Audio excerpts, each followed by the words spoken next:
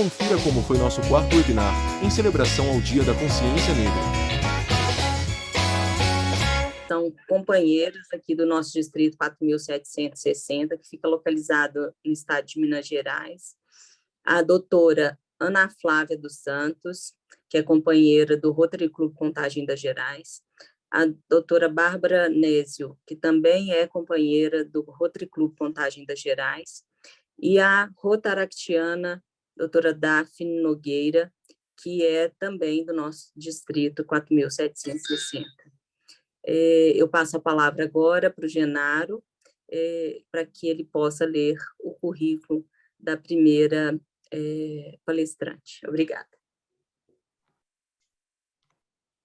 Boa noite, meu nome é Genaro Ribeiro, eu sou um homem branco, cis, tenho 27 anos, meus pronomes são ele e dele, uso óculos redondos, meus cabelos são curtos e castanho escuro, estou vestindo uma camiseta branca, meu fundo de imagem é azul marinho, do Comitê de Diversidade, Equidade e Inclusão.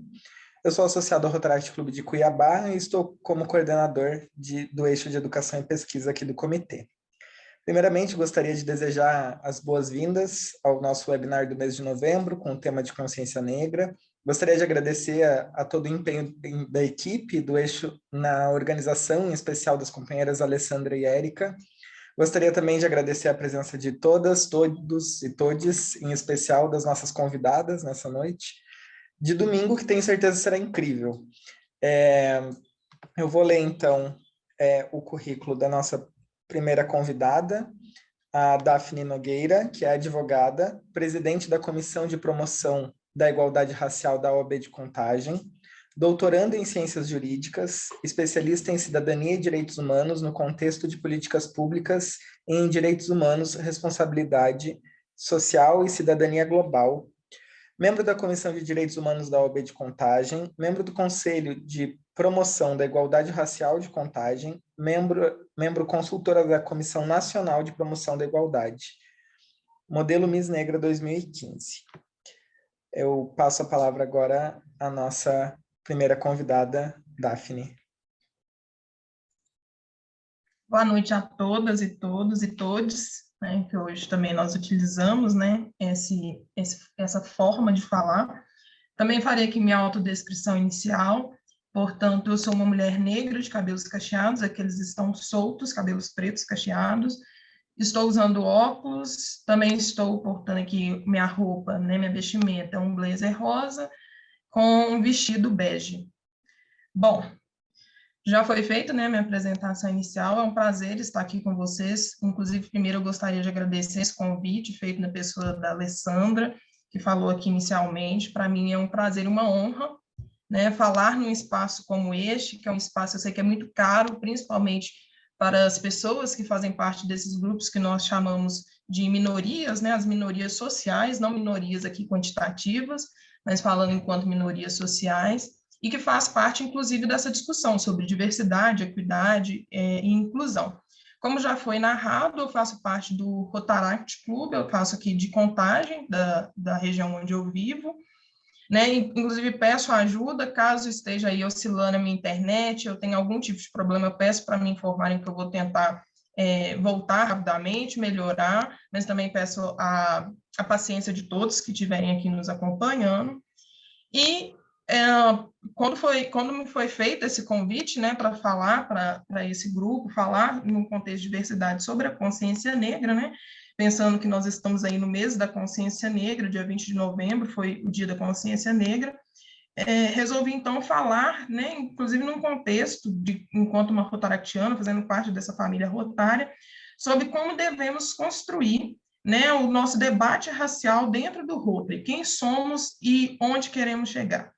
E esse tema, né, eu não entrei na família rotária, não tem muito tempo, né, foi este ano que eu me associei ao Clube Rotaract, inclusive estou também no distrito, nessa gestão, na diretoria jurídica do distrito 4760 do Rotaract, e desde que quando eu entrei pela necessidade, né, relacionando aí a minha especialização aos direitos humanos, entrei por essa correlação aí, né, do Rotary e os direitos humanos, essa promoção da paz, isso tudo me move, principalmente profissionalmente, mas também de cunho pessoal, né? E fazer parte desse clube foi muito motivado por isso.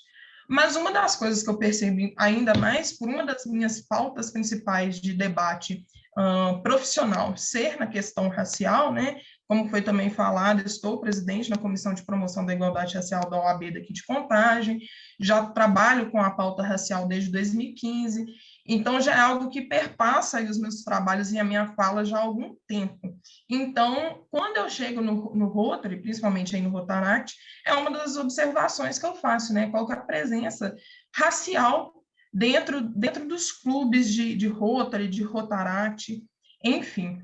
Então, hoje, o tema que eu escolhi falar sobre ele está muito pautado sobre isso, porque é algo que já pauta a minha vida, mas que também, dentro do Rotary, o Rotaract é uma oportunidade que eu estou vendo também de socializarmos esse debate e construirmos, inclusive, é por isso que a gente fala aqui em construção. Bom, eu vou tentar aqui compartilhar minha tela para a gente poder fazer umas análises iniciais. Como o tempo, né, não é tão grande assim, e as outras falas também trarão um pouquinho disso, eu gostaria aqui de trazer um pouco do contexto histórico, não só da nossa história, né, do Brasil, para aqueles aqui, não sei se tem pessoas, parece que tem pessoas de outros países, né, mas não sei se todos aqui são brasileiros, mas que nos assistem podem ter de todo canto aí do mundo, mas a ideia é que a gente fazer uma análise da nossa estrutura social brasileira e a nossa estrutura histórica brasileira, juntamente com a estrutura do próprio Rotary, aqui num contexto mais global, porque aí nós conseguimos fazer essa análise, cada um aqui, em cada um dos clubes, em cada um dos distritos aqui presentes, poderão fazer essa observação mais específica dentro dos seus contextos. Mas então, vamos lá, deixa eu tentar aqui compartilhar a minha tela.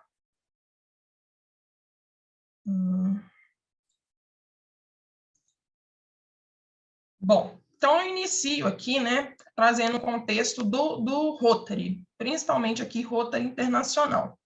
Inclusive, dentro dessa equipe, né, eu não sei aqui o nome exatamente, se é o comitê, me desculpem se eu estiver falando algo errado, porque essas nomenclaturas ainda são um pouco confusas para mim, né, quando são mais novas, assim, mas me perdoem qualquer falha nesse sentido.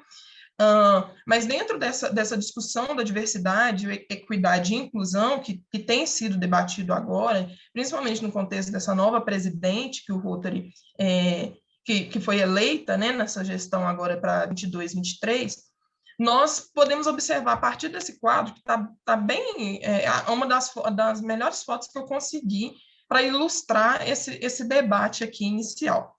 Mas, imagino que muitos aqui já conheçam, já saibam aqui, muitos desses presidentes, né, estiveram, né, no momento em que vários deles estiveram eleitos, e que hoje nós temos depois de 115 anos de Rotary, nós temos a primeira mulher eleita dentro de um Rotary. E aí a gente observa aqui, né, quem são esses rostos, quem são as pessoas que passaram, né, desde 1905 com Paul Harris, e aí seguem diante até os dias de hoje, quem são as pessoas que se tornaram presidentes de uma organização internacional que tem um peso e uma importância muito grande em vários países aí do mundo.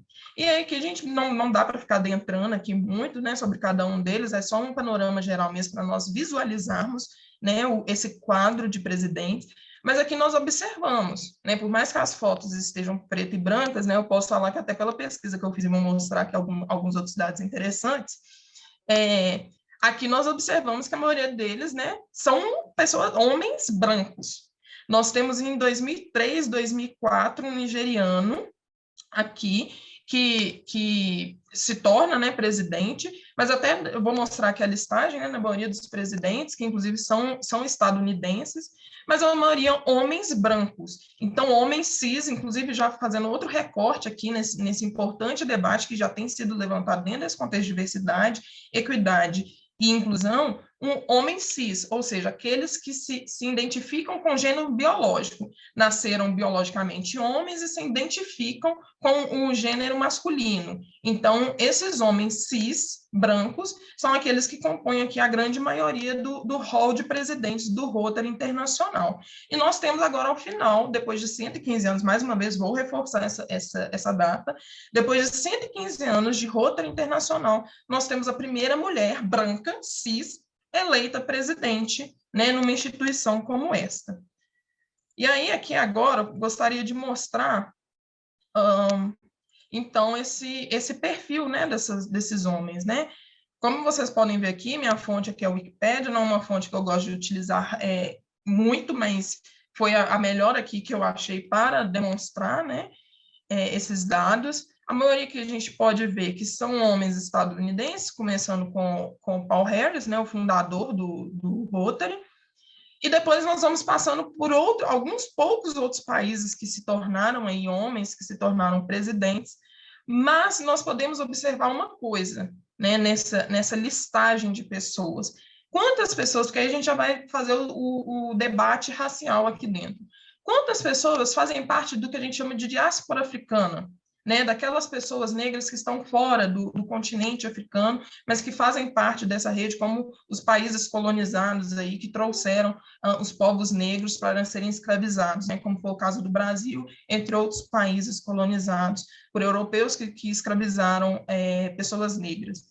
Quantos aqui, dentro desse contexto de presidentes, e aí é o que eu falei, que depois nós precisamos fazer essa crítica e esse debate a nível distrital, a nível de cada clube, né? Em como que isso reverbera e como isso está colocado em cada um dos clubes a partir de cada uma das realidades, sejam elas globais, regionais, né, nacional, mas tudo isso a gente vai pensando depois, né? Vai tornando, a partir do macro, a gente vai pensando como que isso está colocado em outros espaços. E aqui nós podemos observar, então, novamente, a questão de quais são os países, né, que nós tivemos esses representantes, de quais países eles faziam parte, né? Então, a sua grande maioria estadunidense e depois alguns outros do continente europeu. E nós temos, como eu citei aqui, né, em 2003 e 2004, um nigeriano, né? Nós temos aí alguns da Índia, né? Sai aí às vezes um ou outro, nós tivemos 2 brasileiros, mas de uma forma geral, se a gente for olhar aqui os números, nós observamos que a grande maioria é dos Estados Unidos e, em segundo lugar, do continente europeu, então de países europeus.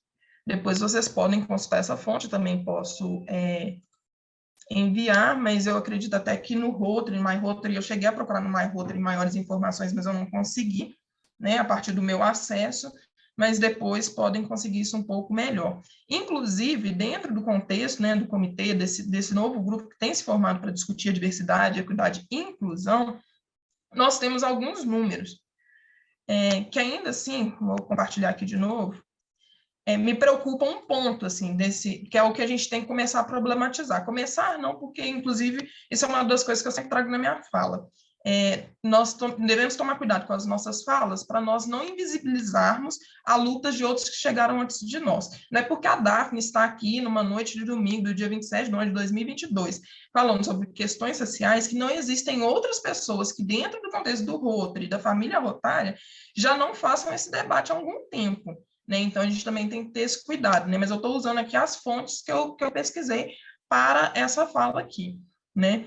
E aqui, né, dentro desse contexto, então, da diversidade, equidade e inclusão, as métricas que foram feitas, né, observadas, é que 69% do quadro associativo do Rotary são uma presença masculina, né, de homens. Então, 69% homens e 29% mulheres. E eles ainda trazem alguns outros dados, que o Rotaract já conseguiu alcançar a paridade de gênero, né? Então, nós temos aí 51% rotaractianas mulheres e 49% homens. Mas que, no contexto do Rotary, até 2050, levaria até 2050 para conseguir chegar a essa paridade de gênero no Rotary. Mas e aqui, quando se estabelece esses números, e os outros recortes de raça, né? Como a gente está falando aqui, pessoas negras, brancas, amarelas, enfim, dentro dos contextos de autodeclaração. Quantas pessoas aí fazem parte de outros grupos no contexto racial? Quantas pessoas são LGBTQIA+.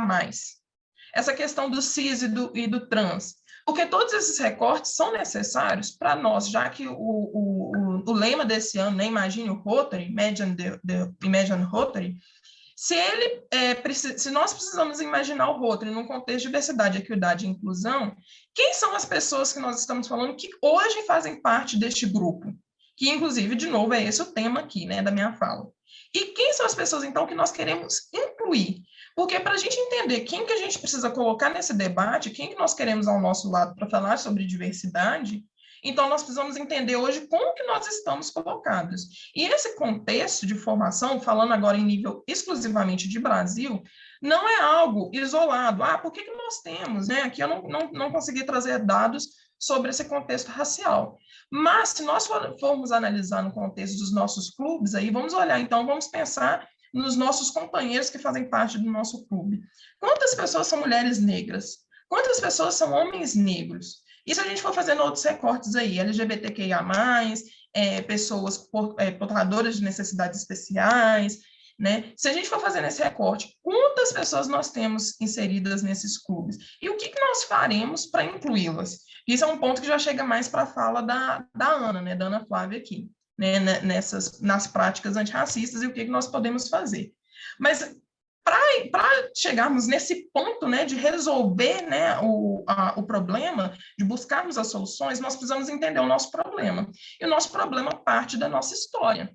Né? E aí, como estou falando aqui agora no contexto de Brasil, qual que é o nosso contexto histórico-social? Onde que as pessoas, aqui num debate sobre raça, onde que as pessoas negras estão inseridas no nosso contexto da nossa sociedade e que isso vai impactar no Rotary, numa organização como é o Rotary? Porque quem são as pessoas que formam o Rotary hoje, gente? Sendo muito aberto aqui o diálogo, né? A gente podendo falar sobre realmente a nossa realidade. São pessoas de qual nível econômico-social? Eu não vou nem falar, assim, acho que todos nós já podemos, cada um, fazer as nossas análises críticas aí a partir dessa pergunta. Quem são as pessoas hoje que formam economicamente, socialmente, né? Esses clubes de Rotary, e Rotaract ainda tem um pouquinho, umas diferenciações, o Interact também, mas vamos falar aqui de Rotary, né? Quem são as pessoas, economicamente falando, que formam esses clubes?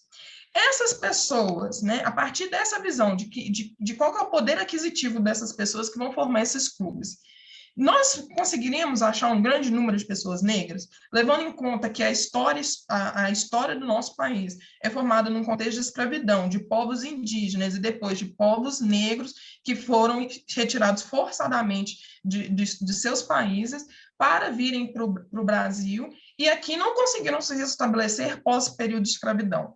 O que acaba, eu estava até dando palestra aí algumas semanas atrás, pelo Direito na Escola, né, que é uma das comissões que nós temos na OAB, né, Ana Flávia também, aí uma das nossas precursoras aqui na cidade da comissão que trabalha sobre isso, nós vamos até a escola levar palestras, e aí esse mês, né, nós somos chamados para, a comissão de promoção é chamada para dar palestras sobre consciência negra. E uma das grandes críticas que fiz lá e faço aqui, porque é uma coisa que a gente também tem que bater por que só em novembro a gente fica falando sobre consciência negra, sobre questões sociais, se nós negros somos negros o ano inteiro, né? E quem então são esses negros que são assim o ano inteiro? O que nós estamos sofrendo, né? Quais são as dores e as delícias de sermos quem somos, né?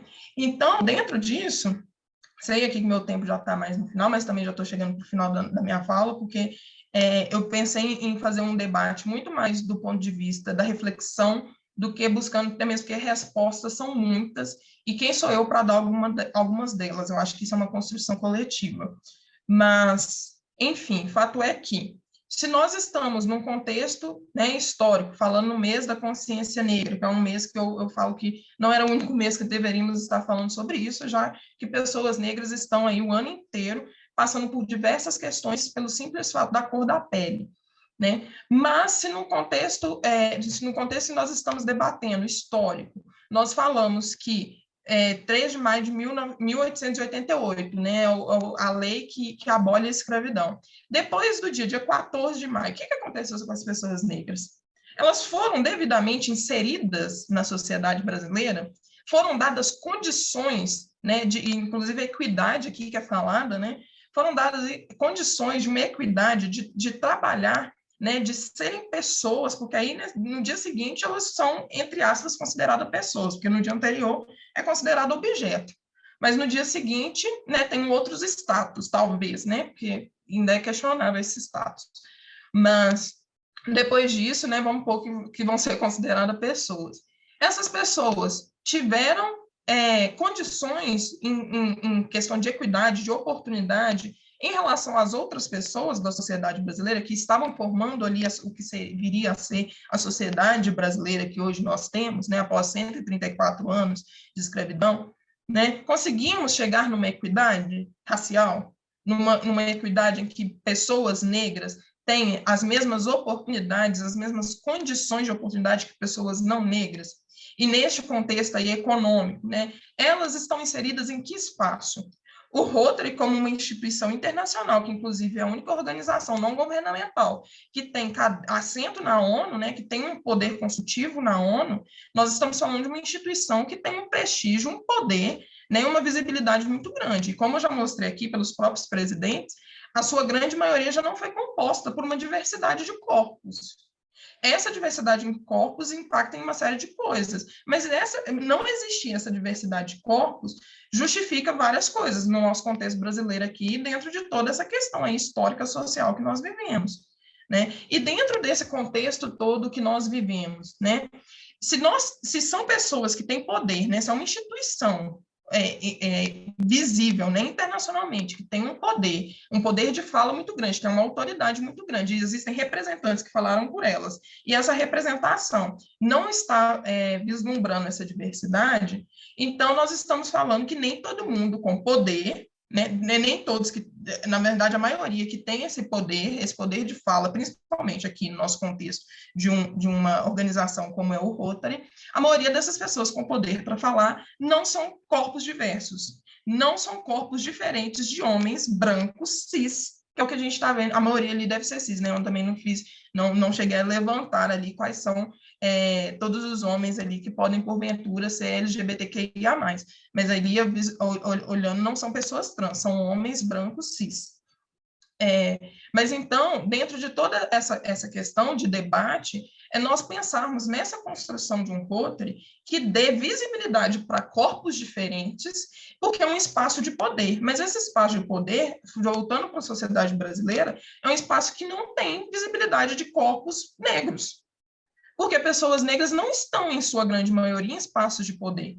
Pela nossa construção histórico-social, que 134 anos ainda não foi possível de mudar, reverter essa situação, porque não foram dadas condições para pessoas negras estarem em outros espaços. Ah, Daphne, mas você, doutora Ana Flávia, doutora Bárbara estão aqui, então isso é possível. Mas nós somos uma minoria. Nós somos uma grande minoria. No meu clube de Rotaract, não existem tantas pessoas negras. Se forem 3, são muitas. Então, é isso, assim, acho que o meu tempo, inclusive, já acabou, né? Eu queria agradecer mais uma vez a oportunidade, trazer essas reflexões, né? Visualizarmos, fazermos o exercício diário, que é algo que eu já tenho na minha prática há algum tempo, né? Inclusive, não foi desde que eu era pequena, isso é muito recente, mas tenho praticado cada vez mais nos espaços que eu tenho ocupado, que eu tenho passado. Ah, graças a Deus, ainda tem 2 minutos, então dá para finalizar aqui essa fala. Tenho feito esse exercício de onde eu tenho passado, que são espaços que não são de pessoas negras, não estou falando aqui que sou uma pessoa rica, milionária, que só visita assim, a alta classe, não é isso. A questão aqui é que os espaços que eu ocupo, que não são espaços onde estão a maioria das pessoas negras, que são espaços talvez de um pouco mais de poder, como, por exemplo, a OAB, um exemplo deles, de um espaço que eu estou, são espaços em que eu não encontro os meus pares. Eu não encontro tantas pessoas negras. Eu não encontrei tantas pessoas negras nas faculdades que eu frequentei, nas escolas que eu frequentei, né, que não foram escolas públicas.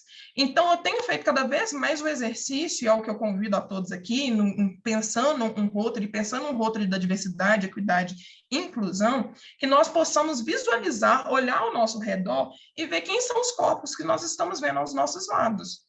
Porque a partir disso, dessa problematização de como isso está hoje colocado, é como nós queremos chegar lá na frente, como que nós inverteremos esse jogo, como que nós construiremos outros debates, incluiremos pessoas que não estão incluídas nesse debate.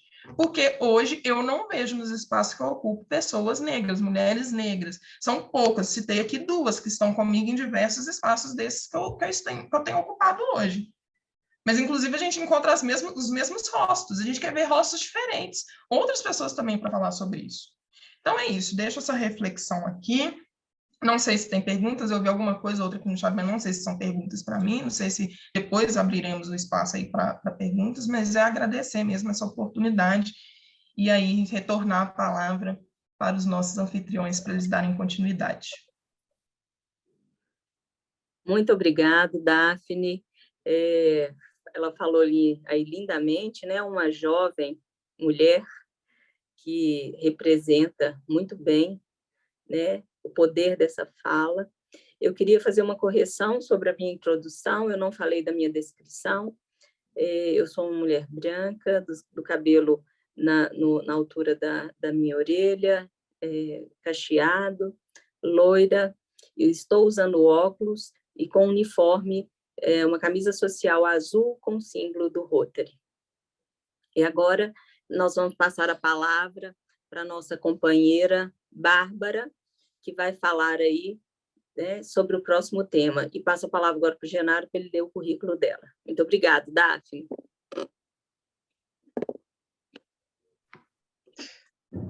Olá, eu vou ler então o currículo da nossa convidada Bárbara Nésio, que é natural de Belo Horizonte. Ai, gente, eu fui olhar se eu tinha me desmutado.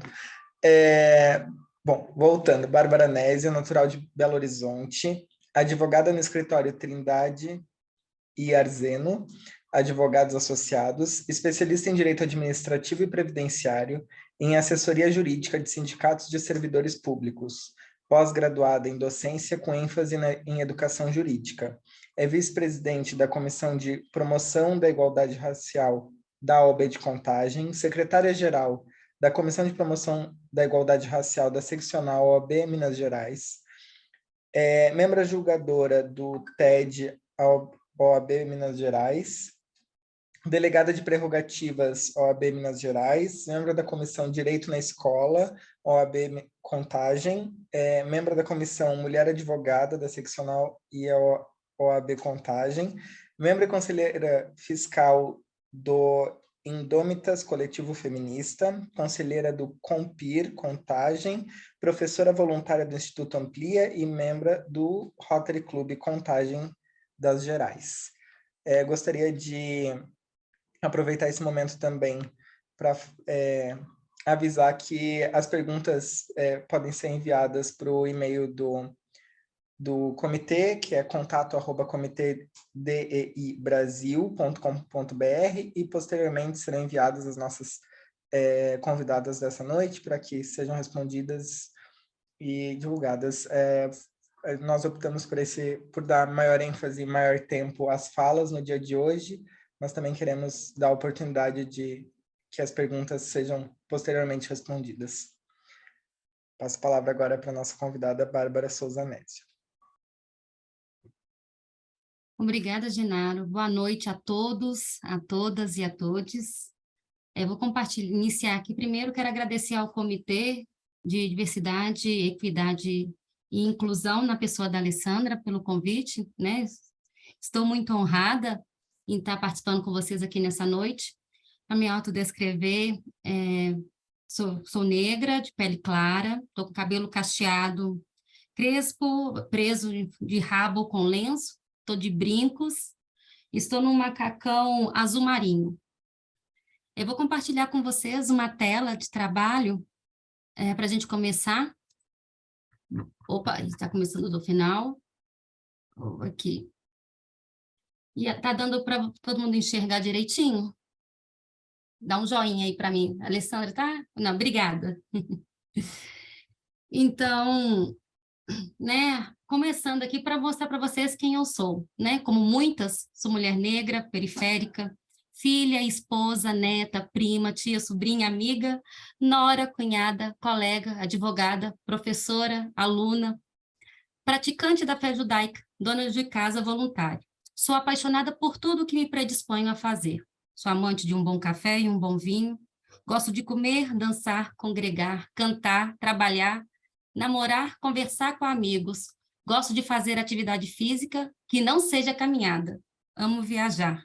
Sou teimosa, orgulhosa, que tem na pontualidade um desafio. Sou acessível, paciente, metódica, dinâmica, proativa, organizada, amável, com espírito de liderança. Sou suave, sociável, com boa autoestima. Sou um ser em constante transformação.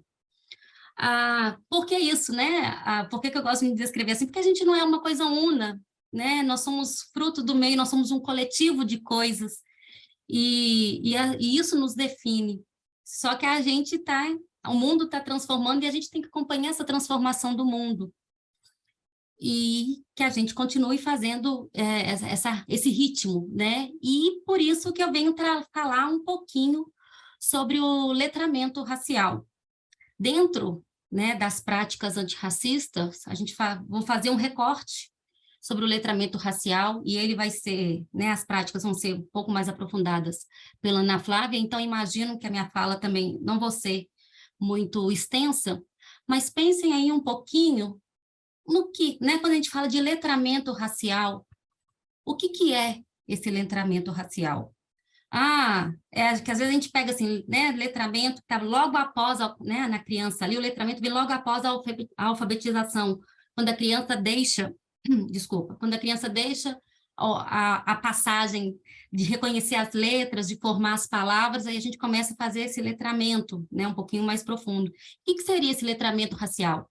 É um beabá antirracista? Seria uma cartilha, né, de A a Z, onde os negros ensinam aos não negros expressões politicamente corretas? E aí eu trago para a gente iniciar a fala uma definição da Academia Brasileira de Letras, que traz lá esse conceito. É um conjunto de práticas pedagógicas que tem por objetivo conscientizar o indivíduo da estrutura e do funcionamento do racismo na sociedade e torná-lo apto a reconhecer, criticar e combater atitudes racistas em seu cotidiano. Esse é um processo de conscientização, conhecimento e percepção adquiridos nesse processo. Então, tem aí essa fala, né? essa ideia, mas vai um pouquinho além disso. Quando falo, né, a Daphne trouxe bem explanado essa questão histórica, né? Nós viemos aí, nós comemoramos 200 anos de independência, 134 anos, né, da Lei Áurea, que trouxe a abolição da escravatura, mas a gente ainda, por conta desse contexto histórico, a gente naturalizou algumas situações, né? A gente age, e essa naturalização, eu também estou num processo de construção, a minha visão, o meu processo de desbranqueamento, né, por conta dessa naturalização eurocêntrica, né, onde o branco foi valorizado e o negro foi tido como objeto, como propriedade. A gente teve na nossa estrutura, na nossa construção de vida, uma submissão frente ao branco. E para a gente ser inserido, né, a gente teve que nos embranquecer, a gente teve que passar por esse processo, né, ao invés de nos valorizarmos. Então, a gente tem ali, no letramento racial, 2 objetivos. Ao não negro, reeducá-lo à prática antirracista, para que ele reconheça. E ao negro, para que ele se reconheça e para que ele perceba o seu lugar de valorização na sociedade. Porque, né, como passado, a gente teve esse processo. Se vocês forem ver as minhas mídias sociais, LinkedIn, Instagram, Facebook, bate meu nome aí, vai aparecer algumas fotos, os meus cabelos estão alisados, E não simplesmente alisados porque eu gostava deles lisos, porque não, uma coisa é o direito de gostar, né? Não é o direito de gostar, é a imposição. Eu punha os meus cabelos lisos e as pessoas falavam assim, nossa, você está bonita hoje. Como se o meu cabelo fosse, né, que é aquilo que mais me aproxima, né? Eu sou uma negra de pele clara, nariz afinalado, e olhos claros. Então, o que mais me aproxima da negritude são os cabelos. O que mais aproxima da minha ancestralidade é as madeixas. E ali, naquilo que eu antigamente valorizava, para mim ter inserida no ambiente de trabalho, principalmente o ambiente jurídico, eu tive que deixá-los ao padrão que era dito como correto, como bonito, como era beleza. A minha chefe falava assim com a gente em dias de reuniões ou audiência, alguma coisa assim. Hoje é dia de se portar como advogada. E o dia de se portar como advogada era o dia que você tinha que alisar o cabelo. Tipo, se o cabelo estava natural, corre lá e se produza. E dentro dessa produção eram as madeixas. Então, tem esses... Quando a gente fala de letramento racial, a gente tem que... Primeiro é o reconhecimento, porque só há mudança quando há o reconhecimento que algo não está legal. E essa mudança vai para... A gente tem que reconhecer que que a sociedade é racista, não é porque ela quer, é porque ela foi construída dessa forma. E é algo estrutural. Se a gente reconhece isso, que a gente começa a trazer essa desconstrução do racismo, né, e fazer esse trato, onde o negro se reconhece e se valoriza pelo que ele é, pela sua ancestralidade, e o não negro, ele vai se reeducando diante da sociedade, e, né, trazendo essa equidade que a Daphne trouxe no início. E aí, é aquilo que eu estava falando para vocês, né, quantas das vezes... E eu não falo só brancos, não. E muitas das vezes, na minha ignorância antes, quantas vezes eu olhava para um par e pensava assim, né? Porque não alisa o cabelo, fica mais bonito, fica mais fácil. Essa fala, querendo ou não, passa pelo cabelo. Quando a gente quando eu via uma moça de Black Power, e hoje eu uso meu black, hoje ele está aqui comportadinho, mas, né, de rabinho, mas eu uso meu Black Power. Por que antigamente eu falava, não, por que ela não está alisada? Porque automaticamente já vinha na minha mente que era uma forma que essa pessoa tinha evitar, né, ela estava anti a sociedade, ela trazia um bloqueio. Pessoas, de vez em quando, eu olho para os dois lados, porque eu estou com duas telas. Então, peço desculpas se às vezes eu não estiver olhando para vocês diretamente. Então, a gente tem que começar a trazer essa desconstrução, e a gente só traz a desconstrução quando a gente começa a racionalizar, a fazer a pergunta e a ouvir, né? Daphne falou, a gente só consegue quebrar o racismo quando a gente dá ouvido para aqueles que falam, né? Quando dói, a gente precisa ouvir a dor do outro, a gente precisa conhecer. E aí trago aqui uma fala da psicóloga e pesquisadora Lia Warner, ela que trouxe essa ideia de letramento, né? Foi um conceito americano que foi trazido para ela ao Brasil e que se torna uma prática, uma prática que vem construindo. E ela diz assim, que é aquilo que eu disse no início, o letramento racial está relacionado principalmente com a necessidade de desconstruir formas de pensar e agir que foram naturalizadas. Se não admitirmos que nossa sociedade é organizada a partir de uma perspectiva eurocêntrica e orientada pela lógica do privilégio do branco, trabalharemos com uma falsa e insustentável ideia de igualdade, porque o racismo é estrutural e institucional. Né, a gente vê, né, a gente ainda, nós aqui dentro da organização OAB, a gente teve avanços, mas porque aos poucos a gente teve, primeiro, nós nos reconhecemos como negros, nós reconhecemos a nossa valorização, nós reconhecemos que nós somos não apenas números, nós somos pessoas capacitadas para fazer o que nós fazemos hoje. Outra, nós tivemos não negros que nos ouviram e que reconheceram e que abriram espaço, assim como vocês aqui do comitê fazem hoje, né? E precisa que mais pessoas façam isso.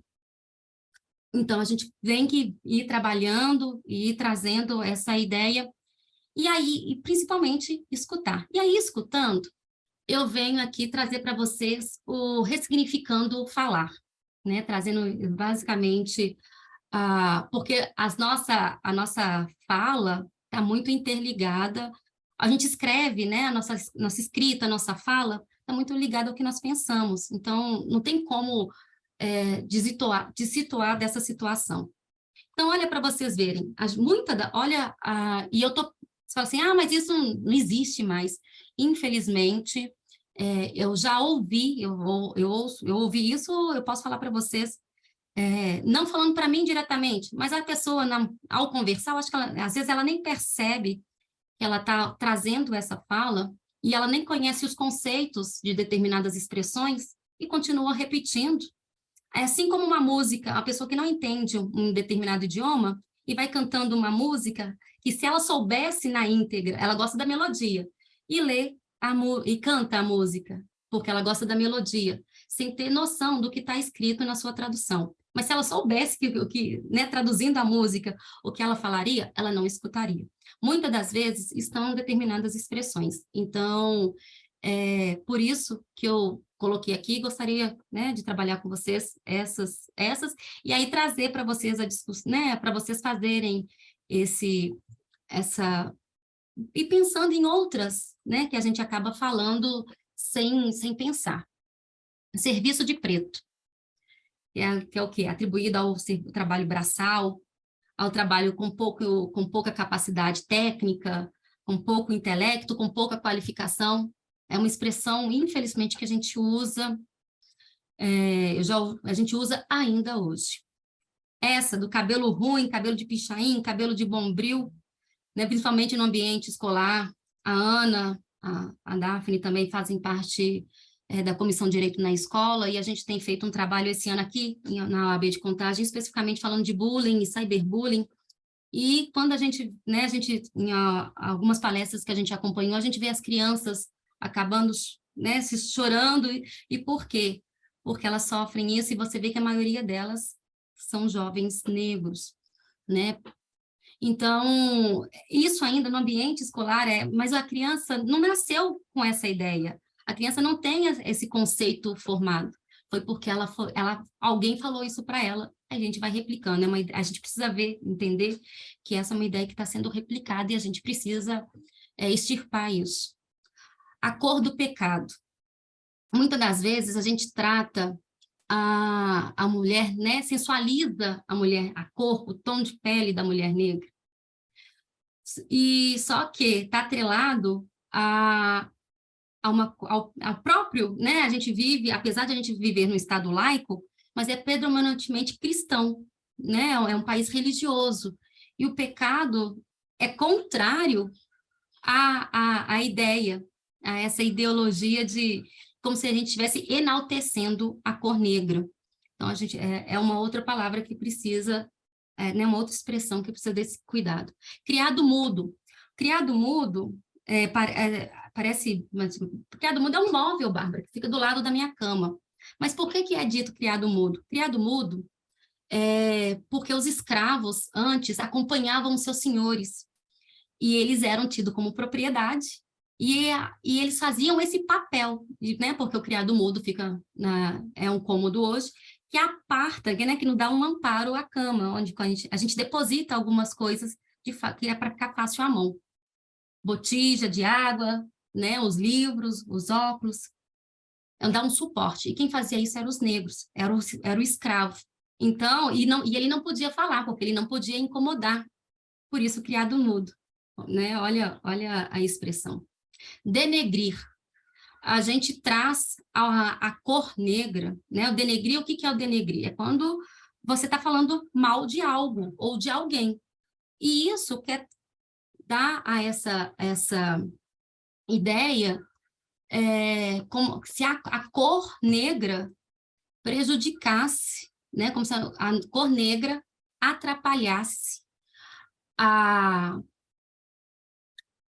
trouxesse essa conotação de coisa ruim, né?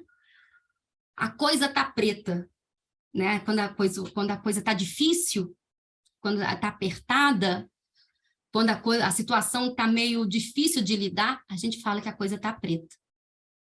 Inveja branca, porque o negro é negativo, é contrário. Por que a gente fala é inveja branca?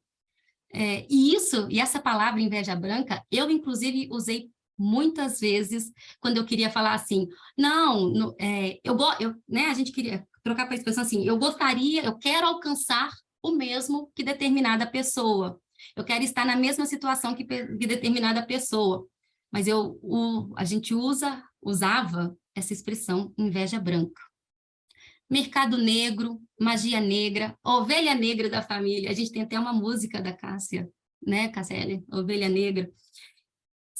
Por quê?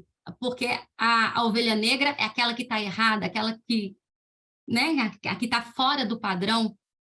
E isso, a gente trouxe essa construção, de novo, voltada para a questão racial, porque o negro era tido como escória. Preto de alma branca, o preto que era legal. E, gente, eu ouvi essa expressão há 2 semanas, porque a minha avó não passou por esse processo de transformação. Eu tenho amigas que as mães não passaram, eu tenho amigas que não passaram, amigos que não passaram por esse processo de transformação.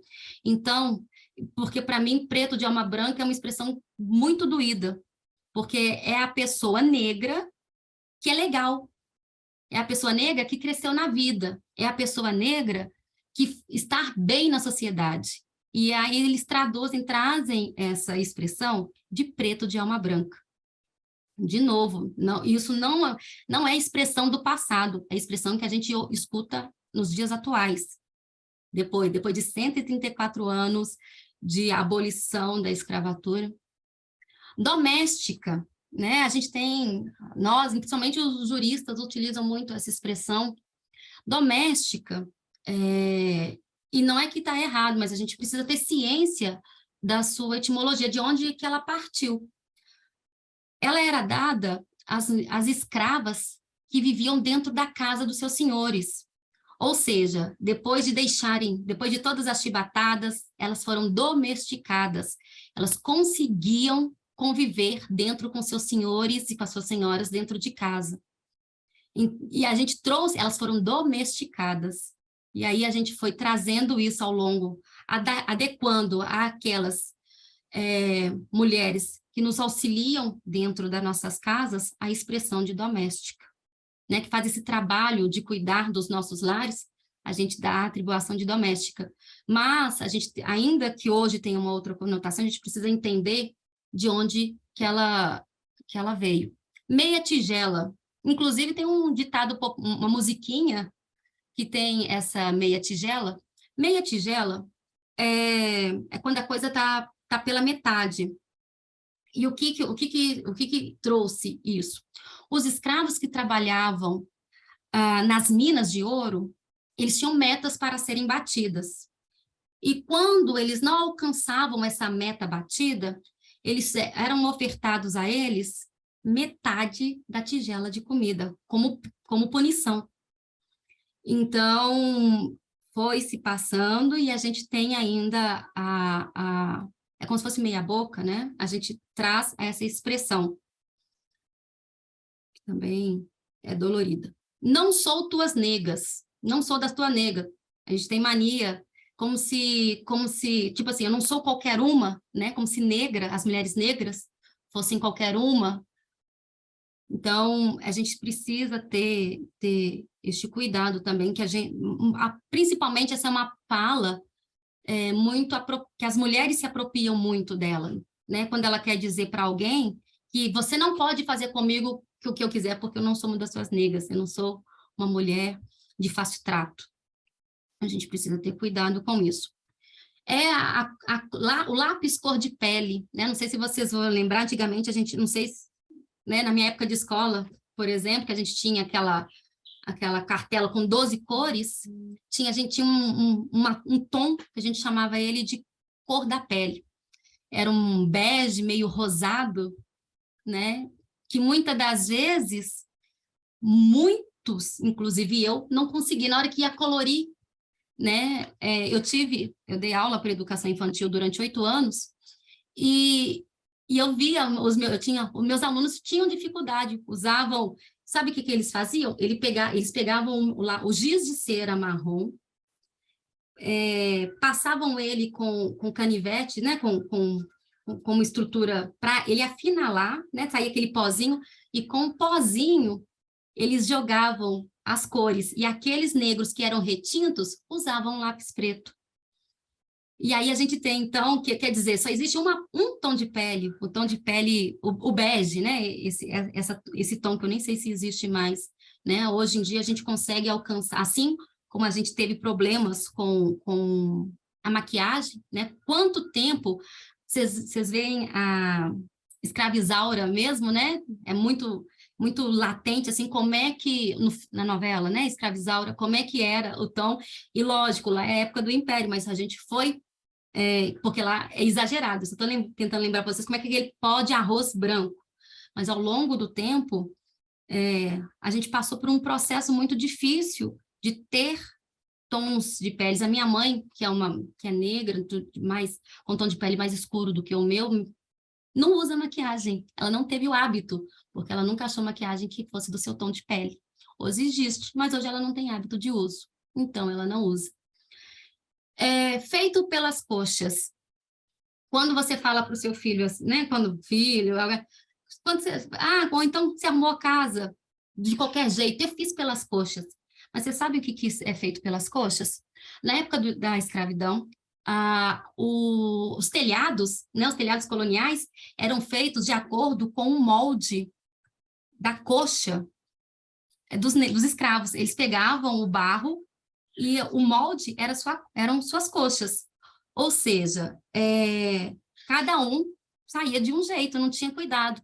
Então, a gente atribui esse feito pelas coxas como coisa mal feita, porque, lógico, né, quantos faziam? Então, nunca seria o mesmo direitinho, ficava desigual, não ficava adequado. E a gente trouxe isso feito pelas coxas, mas era pelas coxas dos escravos.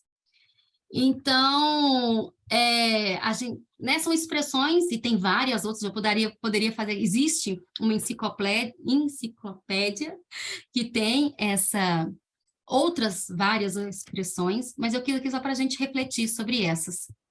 E aí, a gente está falando que não é só fala, né? A gente não está falando só de fala, de palavras, mas de ações. E eu trouxe para vocês aqui 3 casos bem emblemáticos, atuais, um menos, outro um pouco, outro menos, mas eu quero passar rapidinho aqui para vocês, que eu também não vou me estender muito. A Bárbara, a Babi, só para contar o caso de vocês, por conta do cabelo dela, ela foi identificada por furto, e não foi ela. Mas a única coisa, quando foi chamada a pessoa que a denunciou, falou, o que é ela? É o cabelo cacheado. Ela ficou 2 anos encarcerada até provar que não tinha sido ela. Mas por quê? A única classificação que foi feita é que era uma mulher negra de cabelo cacheado. Ed Júnior, né? Não sei se vocês acompanharam, está muito atual. Ed Júnior sofreu racismo no seu prédio.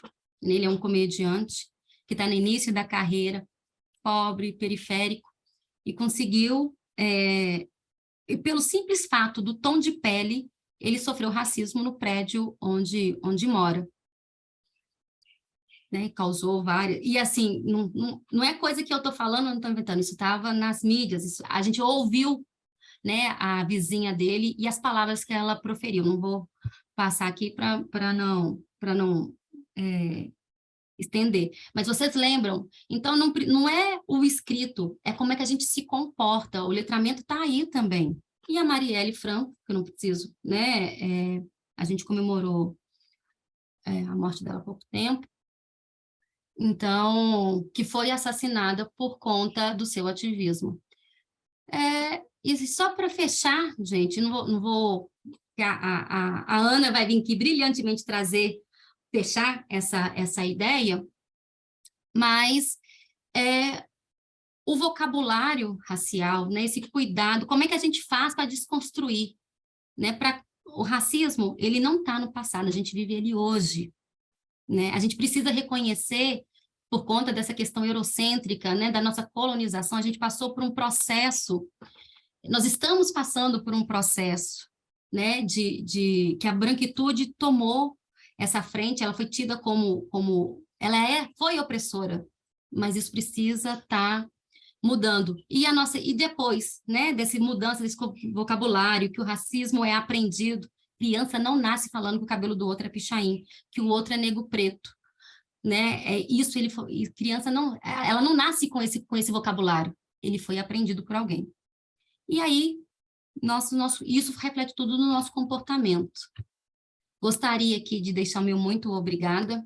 Então, aí o meu WhatsApp, meu Instagram, o meu e-mail, fiquem à vontade para falar comigo. Novamente, Alessandra, né, gostaria de agradecer o comitê pelo convite, e que essa discussão, assim como o Daphne disse, que a gente traga isso ao longo da nossa vida, no nosso cotidiano, e não apenas nas datas pontuais, né? Mas que a gente tem, e não só a questão do racismo, mas toda a efetividade da democracia, do Estado democrático de direito, ao qual nós advogados, juristas, pregamos tanto e ainda temos dificuldade de aplicá-los no nosso dia a dia. Muito obrigada. Boa noite para quem entrou depois. Quanta alegria ouvir falar a sua fala, foi maravilhosa, contemplou assim, o nosso conhecimento, né, sobre as palavras que não são adequadas, e eu quero agradecer demais, ficaria aqui mais um tempão, mas por mais 1 hora te ouvindo, né? Nosso webinar ele tem um tempo curto, né, que nós temos que cumprir, e eu acho que nós podemos marcar uma reunião bem maior em outros momentos, para que você possa falar, que a Daphne também, né, contribua muito com o conhecimento que eu sei da liderança dela, com todas as questões da raça, né, dos direitos humanos. E agora eu passo a palavra para a nossa companheira, doutora Ana Flávia dos Santos, que é uma grande companheira e muito referência aqui na nossa cidade também, como as outras 2 palestrantes que acabaram de falar para nós. Doutora Flávia, a palavra é sua. Vou passar para o Genaro para ele falar o currículo dela. Desculpa, gente. Olá, pessoal. Eu vou falar, então, o currículo da nossa terceira convidada dessa noite, Ana Flávia Santos. É advogada, professora, especialista em Direito de Família e Sucessões, Civil e Direito Previdenciário, pós-graduada em Trabalho e Processo do Trabalho, Advocacia Civil e Advocacia Previdenciária. É secretária-geral da OAB Subseção Contagem, triênio 2022-24, vice-presidente da Câmara de Integração da Associação Comercial e Industrial de Contagem, a ASIC, triênio 2022-24, membro do Rotary Clube de Contagem das Gerais e membro das comissões de promoção da igualdade racial OAB Minas Gerais e da 83ª Subseção de Contagem. Passo a palavra à nossa convidada, Ana Flávia. Boa noite a todos. Primeiramente, eu quero agradecer essa oportunidade, Alessandra, por estar podendo falar aqui para esse público nosso. É um público diferenciado, entendendo a responsabilidade aqui desse comitê. É um comitê, né, o que foi passado, é um comitê de formação, onde as pessoas estão aqui em busca de conhecimento, para poder estar aí vendo as novas práticas dessa instituição.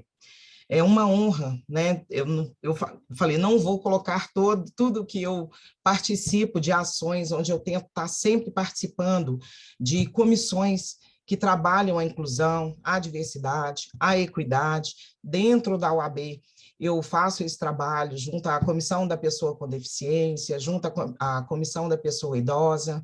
Então, é essa busca que eu estou constantemente de tentar levar informação, porque eu falo que informação é a nossa base, é o que a gente precisa para mudar essas práticas que a gente precisa do antirracismo, né? Criar práticas diárias no nosso convívio do dia a dia para poder erradicar, acabar com essa situação, né, desse preconceito que existe, essa não igualdade que a gente não tem.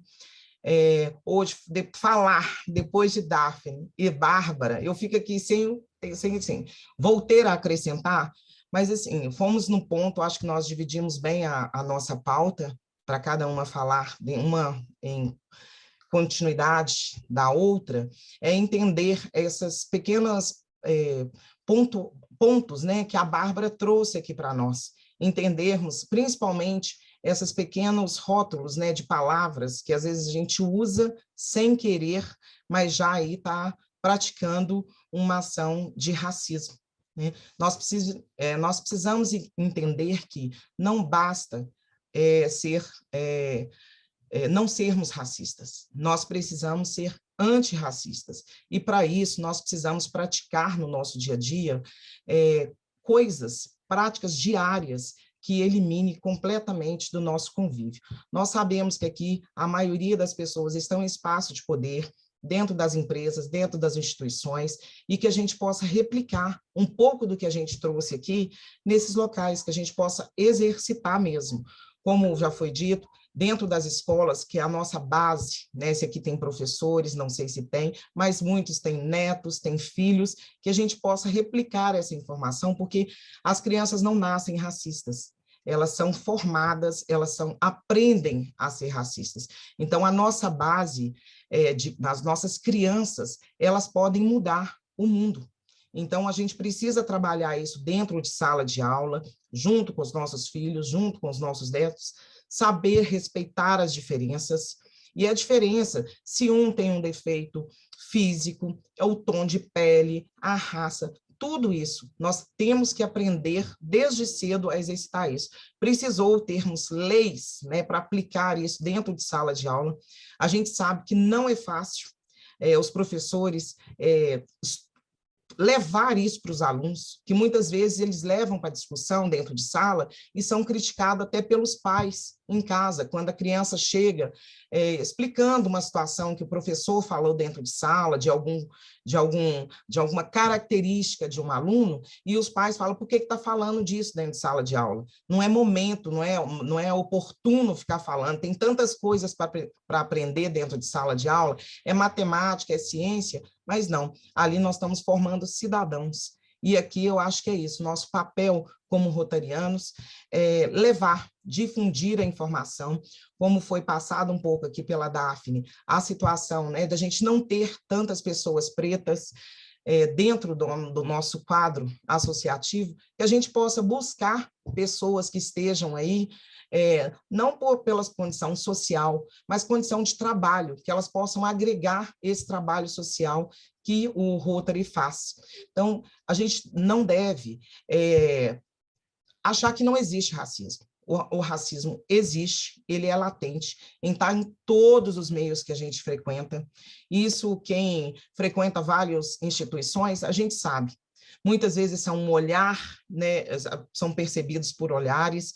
Então, muitas vezes, para evitar, né, maiores discussões, a gente tenta mostrar ali que não existe, aquilo ali não é uma situação de racismo, mas a gente tem que diminuir essas ações que são cometidas no dia a dia e que a gente finge que não está vendo. Então, o racismo existe, a gente precisa estar atento às ações de pessoas racistas e nos manifestarmos.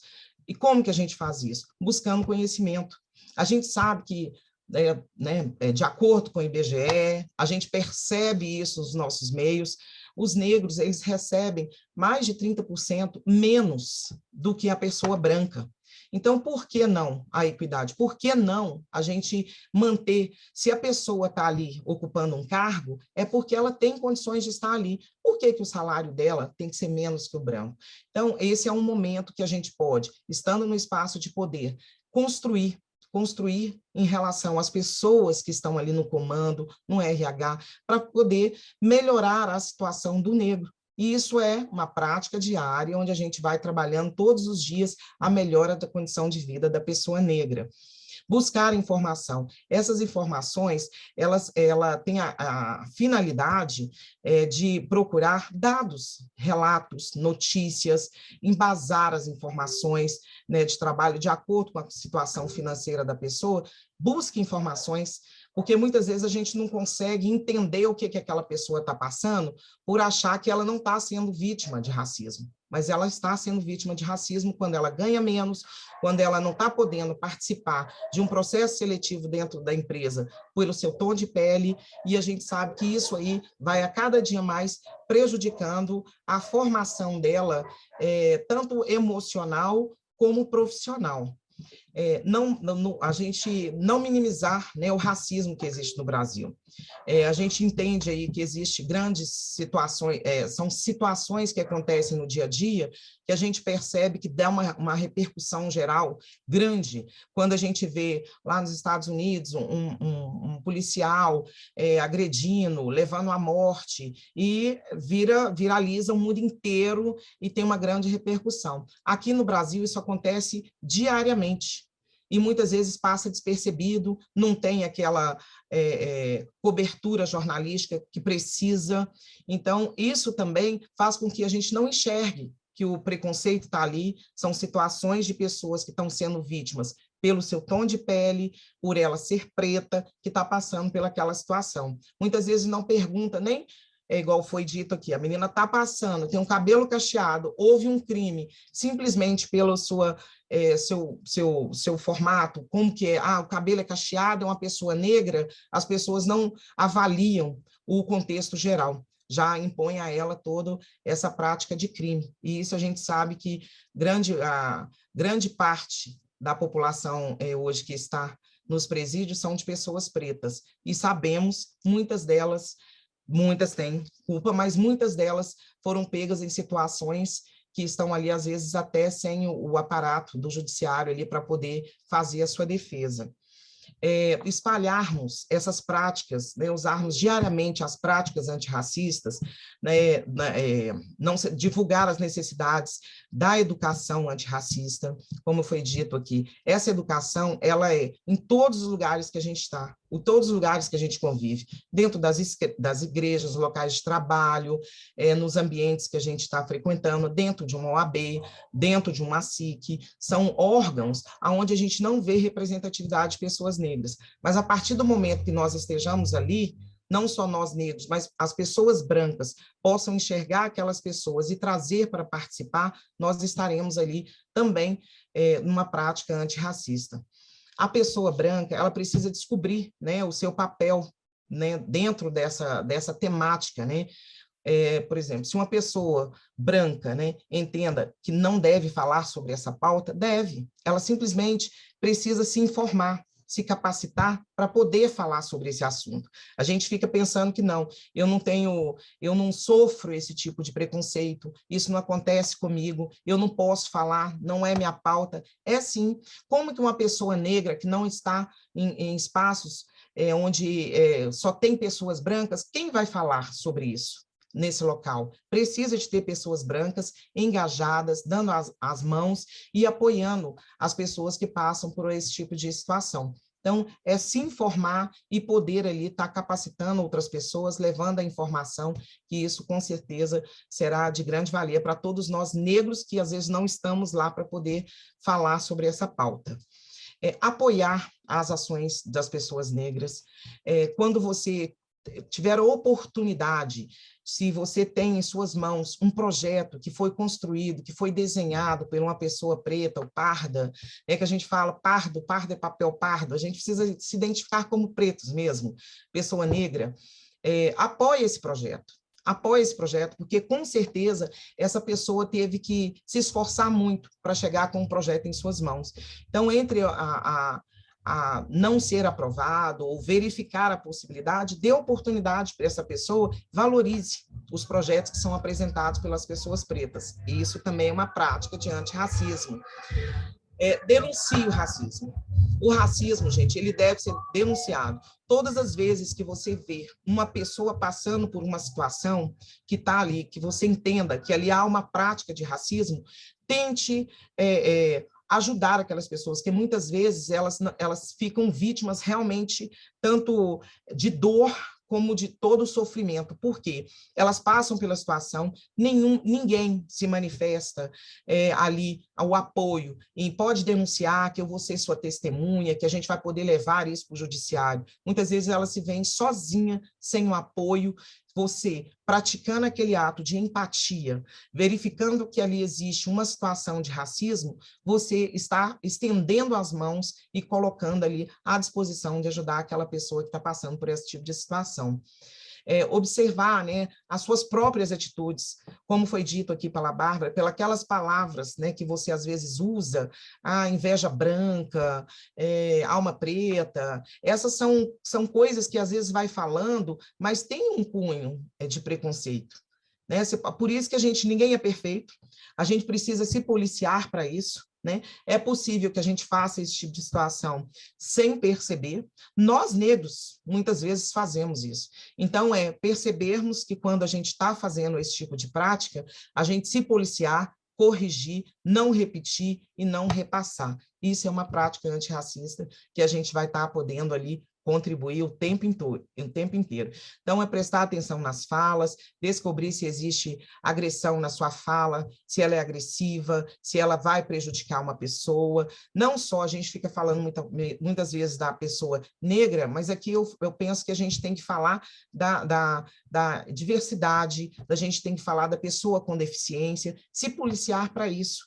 Estejamos nos lugares onde existem pessoas pretas, que às vezes chega com seu cabelo black, e elas são ali vistas como a diferente no local. Não, entenda como ela está ali, é natural.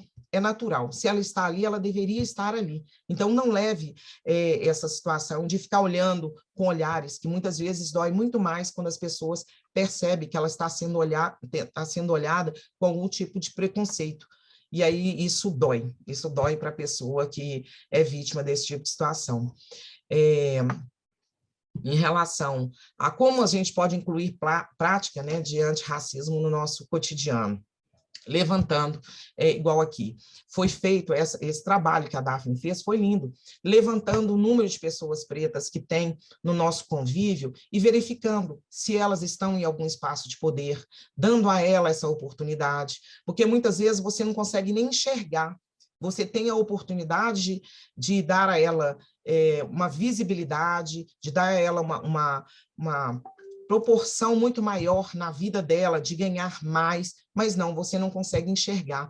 Tem essas práticas de formação dentro, igual essa prática aqui, eu tenho que parabenizar a vocês por estar trazendo essa discussão. A gente sabe que é muita coisa, é o contexto histórico, se a gente for falar de plantas que a gente leva para dentro da casa da gente, que a gente tem que entender, isso vem lá dos nossos antepassados. Então, essa discussão aqui é importantíssima, porque a gente sabe que aqui tem pessoas que estão em espaço de poder e pode aí contribuir para a realidade, mudar a realidade de muita gente. Organizar encontros onde que possa ser debatido essas temáticas, nos lugares onde vocês estão, isso é uma prática também. E, sim, sempre, né, apoiar aí os projetos onde esteja envolvidos as pessoas negras. Então, a gente tem mais, eu estou vendo aqui que o tempo meu já se estendeu, eu não vou me delongar muito, mas é que a gente possa exercitar diariamente essas ações, são algumas delas, mas a gente sabe que muitas vezes a gente pratica no nosso dia a dia essas ações que já são práticas antirracistas. Aqueles que ocupam, eu graças a Deus, eu vim de uma situação, de uma família pobre, tive que estudar muito, trabalhar muito, hoje eu estou onde eu estou pela situação de estudar. Então, a gente tendo a oportunidade de poder propiciar, ajudar uma pessoa a levar informação a ela, aonde você possa contribuir para o seu crescimento pessoal, façam isso, e com certeza vocês estarão mudando a realidade do mundo. Eu falo que a educação muda e essa é uma formação de educação para todos nós. Educação de Doutora Ana respeitar as Flávia, diferenças. desculpa lhe interromper. Ao seu lado tem um cronômetro, ainda tem 6 minutos e 15 segundos para falar, é justo com todas? Pode continuar. Ah, tá. Eu estou aqui, eu falei, gente, eu acho que meu tempo já está de 19, acho que eu comecei às 8h20, mas é isso. Então, são as práticas que nós precisamos exercitar diariamente.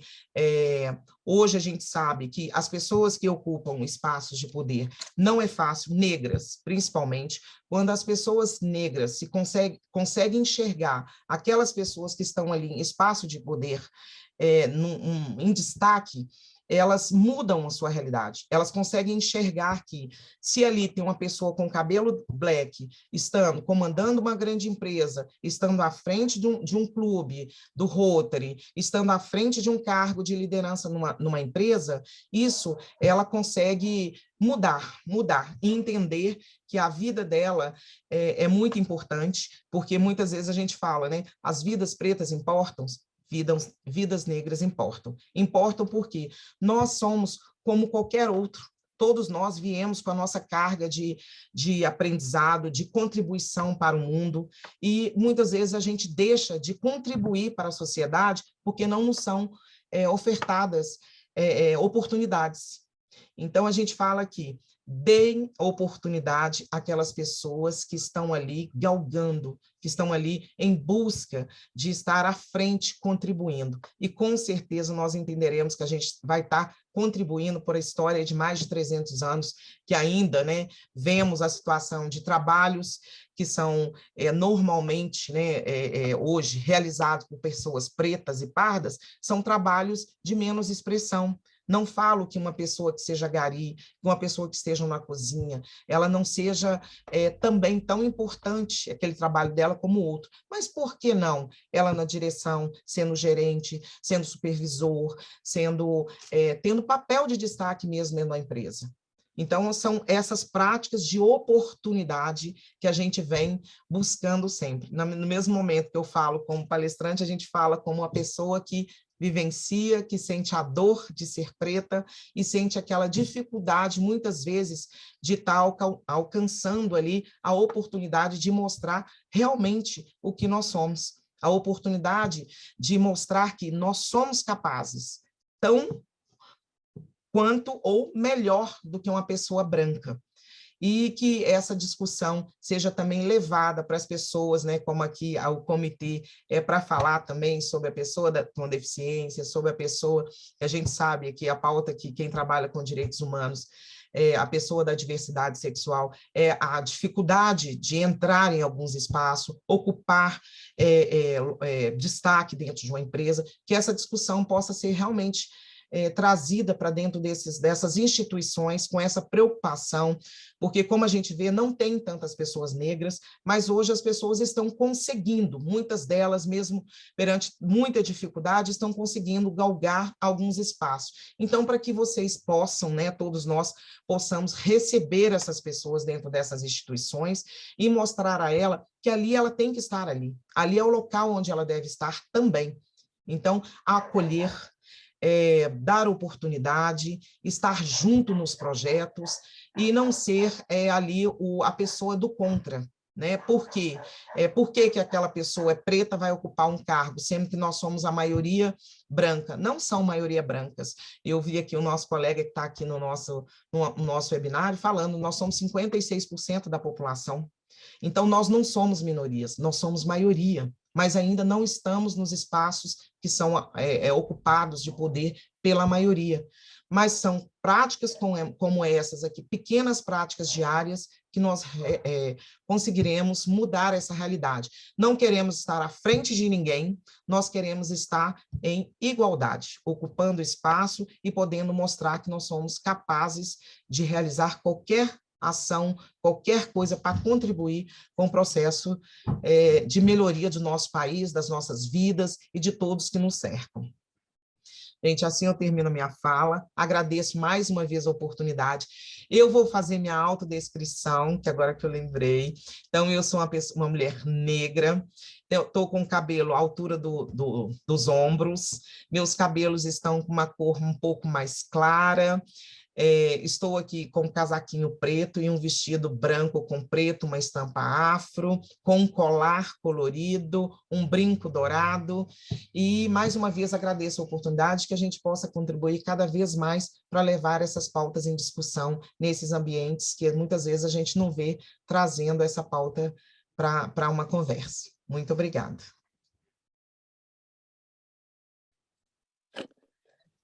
Meu Deus do céu, como eu admiro essa mulher. Ela é uma mulher admirável, que para conviver com ela, pessoal, é a coisa mais maravilhosa, e com todas essas mulheres, né, que aí passaram falando para nós, contribuindo conosco. Eu agradeço muito a sua fala, Ana Flávia, e em nome do governador entrante do nosso distrito, o companheiro João Alves, eu cumprimento todos os presentes que são rotarianos nessa reunião e os que não são, que são convidados, né, que venham conhecer o nosso trabalho. Nós estamos nesse início de estudo, né, de criar, né, as práticas da diversidade, da equidade e inclusão dentro do Rotary, e eu agradeço o Anderson, Genaro, a Érica, pela confiança em deixar a responsabilidade desse webinário desse mês na nossa responsabilidade, né? Aqui, na minha pessoa, de conduzir esse momento. Eu aviso também para os demais que não participaram, que é a primeira vez, que todos os meses nós temos um tema, que nós falamos sobre um tema, né? E no próximo vamos enviar para vocês o convite para que vocês possam participar também. Muito obrigado. Eu devolvo a palavra para o Genaro, que é o nosso líder do grupo de educação, da diversidade, equidade e inclusão. Obrigada. Boa noite. Gente, eu só tenho a agradecer esse momento. Todos os meses, quando a gente faz o webinar, eu sempre saio pensando, nossa, a gente precisa fazer cada vez mais disso, e que incrível poder participar desse movimento. Agradeço demais a disponibilidade de vocês, de estarem aqui, de compartilharem o conhecimento de vocês com a gente, que a gente consiga se encontrar mais vezes, em outros momentos, continuar esse debate. E é isso, gente. Gostaria de deixar também um recado de que dia 5 agora, a gente, por dezembro ser um mês de muitas atividades. Desculpa, gente, eu acho que eu me perdi. Acho que é dia 5. Agora, vou confirmar com vocês a data, mas no próximo mês, agora no inicinho do mês, nós teremos um encontro sobre Rotary e Objetivos do Desenvolvimento Sustentável, uma visão compartilhada, né? Vamos também conversar um pouco sobre como a Agenda 2030 pode contribuir com o Rotary e com a diversidade, equidade e inclusão dentro do Rotary. Então, fica o convite para todas e todos que estão aqui. É no dia 5 mesmo, a Érica já me ajudou aqui. E é isso, gente. Gostaria de agradecer a presença de todo mundo que participou e também desejar um feliz aniversário para a Érica, que está de aniversário e está aqui nos ajudando. Agradecer a Alessandra de novo pela condução, pela organização. Gente, incrível. Só isso que eu tenho a dizer, incrível. Obrigado e um bom restinho de domingo para todo mundo. Em nome do Comitê Diversidade, Equidade e Inclusão Brasil, eu como presidente 2022-23, também quero aproveitar aqui e agradecer ao Eixo de Educação, né, na coordenação do Genaro e da Érica, dando os parabéns pelo aniversário dela.